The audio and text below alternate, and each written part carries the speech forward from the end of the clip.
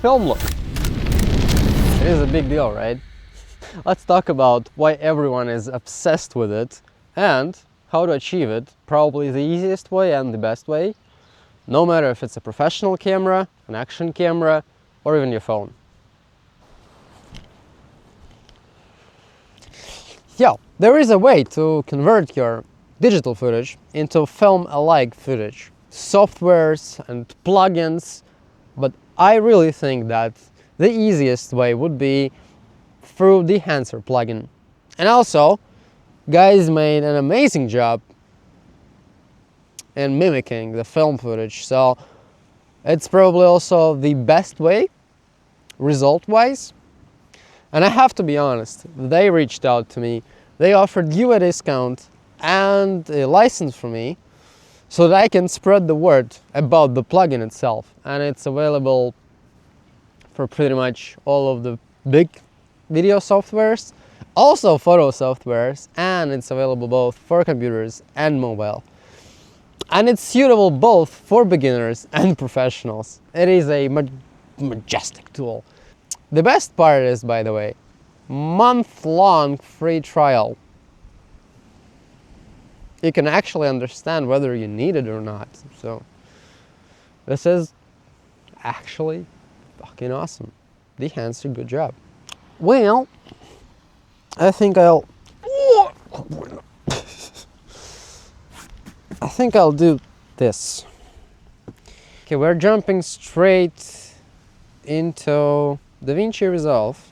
Now I have one video made on Sony FX3, which is this one, and also I have a couple of videos from today. Misty, foggy, rainy, sea, forest. So the workflow can't be simpler.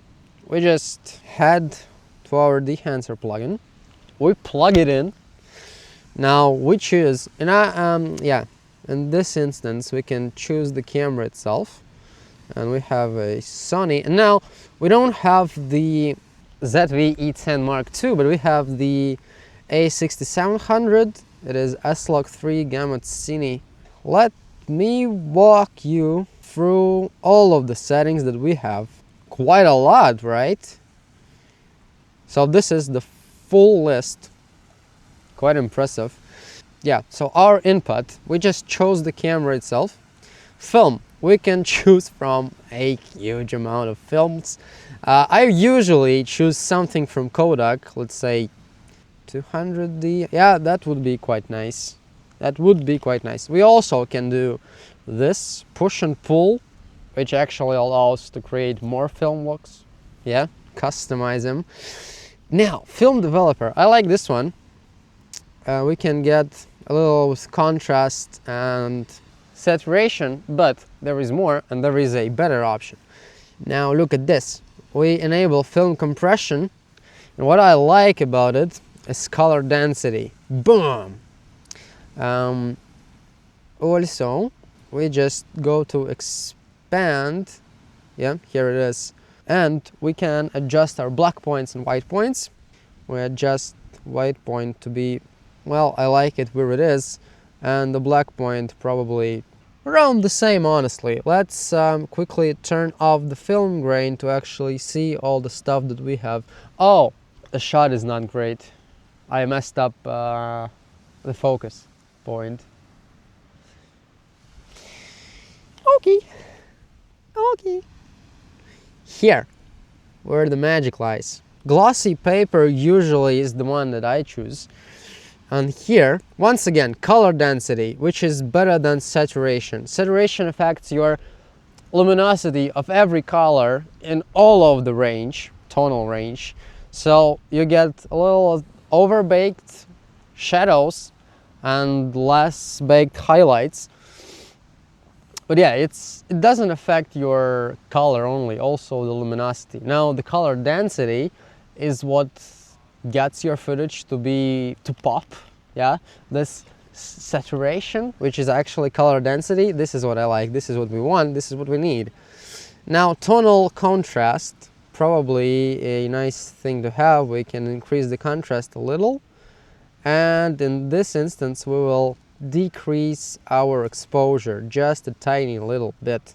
We can really play with a lot of the stuff that we have here, but what I like the most, well, in this case we'll surely get a 35mm film grain.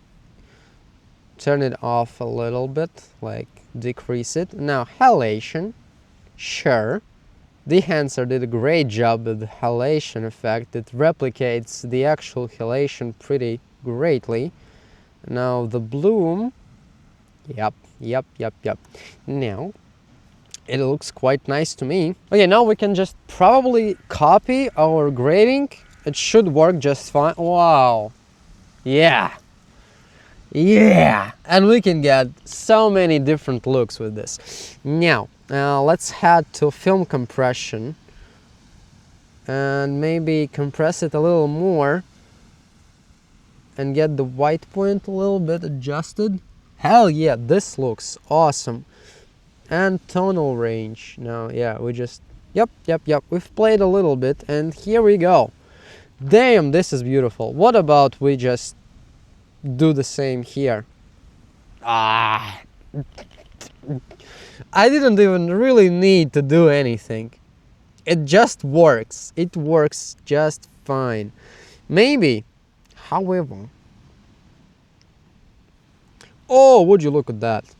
Yeah, we can pull a little bit on our film profile, and then once again tonal range, we need more of that, and adjust the white point about like that.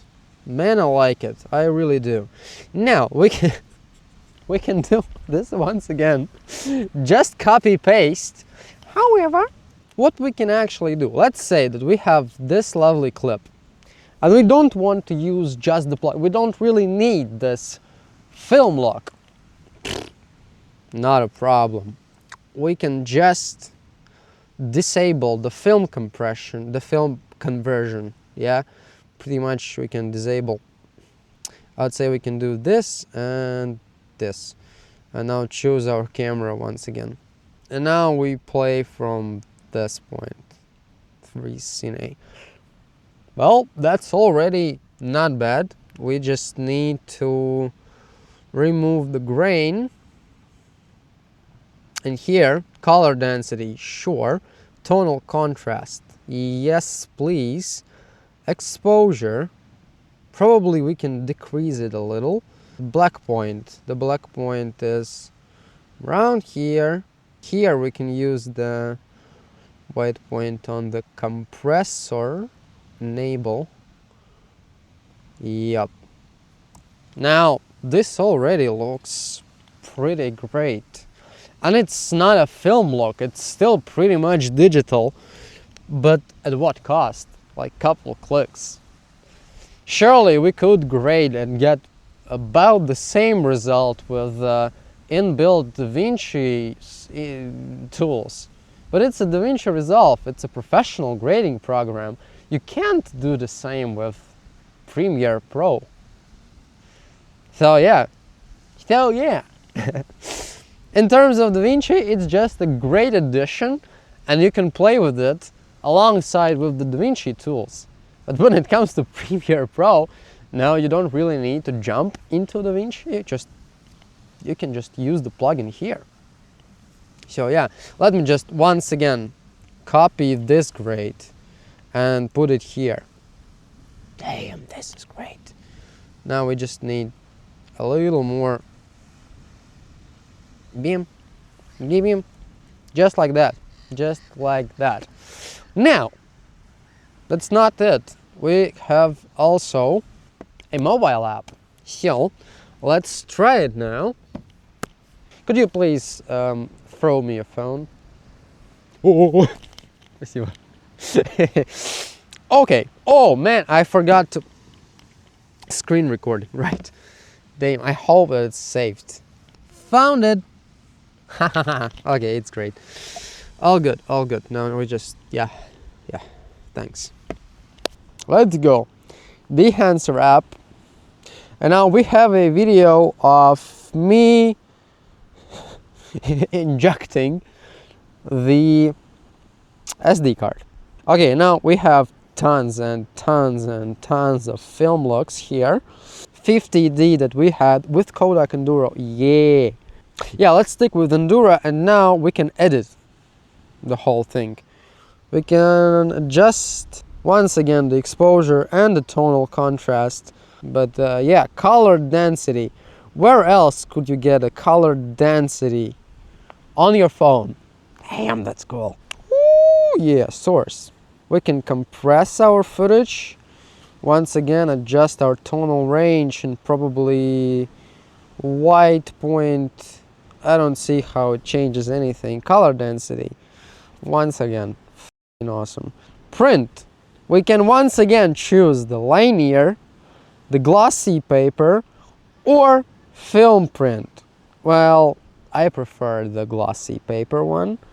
I am not used to a phone, so not used. But once again, 35mm film. And now, the best part, halation. 35mm, super 35. Bloom. Once again, the same. Yep. Vignette. I don't really want the vignette. Oh. This is now a huge trend, right? So you can even be trendy with this thing. Fuck yeah. How do I turn it off? Yeah. Lovely.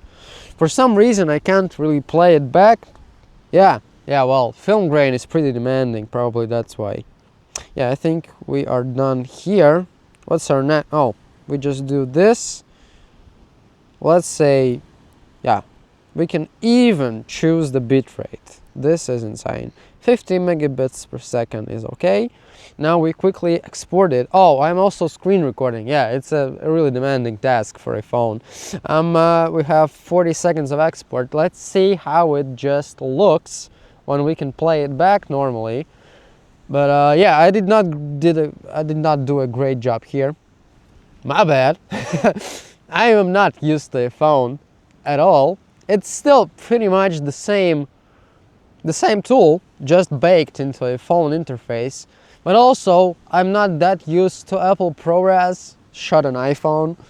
I am used to this little machine and this little machine. So I know what I'm doing here, but I will need to play a bit more here to actually get the result that I want, that I will be really satisfied with. But this one has a character, that's for sure. Damn, it's beautiful. Successfully exported. Okay, let's see.